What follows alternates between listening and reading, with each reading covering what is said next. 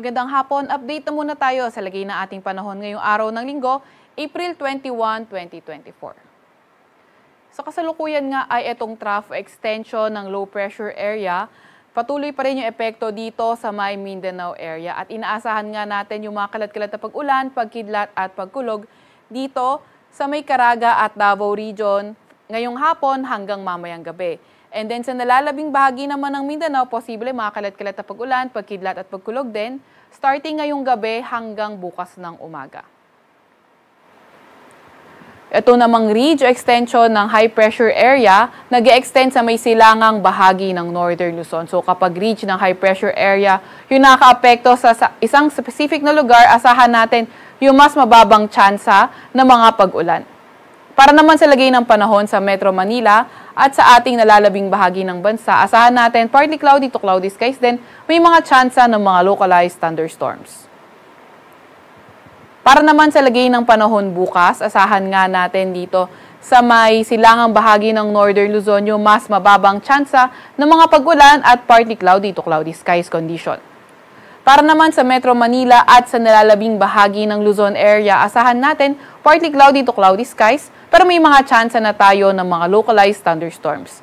Yung ating mga kasamahan sa Regional Services Division maglalabas ng mga thunderstorm advisory, rainfall advisory o hindi kaya heavy rainfall warning kung kinakailangan. Agwat ang temperatura bukas sa Metro Manila, 24 to 36 degrees Celsius, 17 to 26 degrees Celsius sa may Baguio, 22 to 32 degrees Celsius sa may Tagaytay, 25 to 33 degrees Celsius sa may Lawag, 24 to 38 degrees Celsius sa Tuguegarao at 26 to 33 degrees Celsius sa may Legazpi. Sa may Puerto Princesa naman ay 26 to 34 degrees Celsius at 26 to 33 degrees Celsius sa may Kalayaan Islands. So for tomorrow, lagay ng panahon sa Visayas at Mindanao, inaasahan nga natin yung trough ng low pressure area dito na lang sa may kanlurang bahagi ng Mindanao makakaapekto, namely dito sa may Zamboanga Peninsula, pati na rin sa may Basilan, Sulu at Tawi-Tawi. Kaya yung mga areas na inuulan, nung mga nakaraang araw pa ay pinag-iingat nga natin sa mga banta ng pagbaha o pagguho ng lupa. Then dito sa may Visayas at sa nalalabing bahagi ng Mindanao area, asahan naman natin mga tsansa na nga lang ng mga localized thunderstorms, although partly cloudy to cloudy skies condition pa rin tayo. Agwat ang temperatura bukas sa may Cebu at Iloilo, 27 to 33 degrees Celsius. Sa may Tacloban at Zamboanga ay 25 to 33 degrees Celsius. 25 to 32 degrees Celsius sa may Cagayan de Oro at 26 to 33 degrees Celsius naman sa may Davao. Wala pa rin naman tayong nakataas na gale warning sa kahit na anong baybay ng ating bansa at wala rin tayong namomonitor na bagyo sa loob ng ating Philippine Area of Responsibility. Para naman sa 3-day weather outlook ng mga pangunahing syudad natin, simulan natin dito sa may Luzon. Dito sa Metro Manila, Baguio, Legazpi, partly cloudy to cloudy skies condition pa rin na may mga pulupulong pag-ulan, pagkidlat at pagkulog yung ating inaasahan. Dito sa Metro Manila, posibleng umabot ng 36 degrees Celsius yung maximum temperature, 27 degrees Celsius naman sa may Baguio at 34 degrees Celsius dito sa may Legazpi City. Sa may Visayas area, asahan nga natin partly cloudy to cloudy skies. Mga tsansa nga ng mga localized thunderstorms, posible pa rin.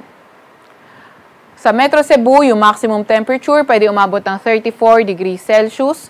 34 degrees Celsius din dito sa may Iloilo City at 34 degrees Celsius din sa may Tacloban City.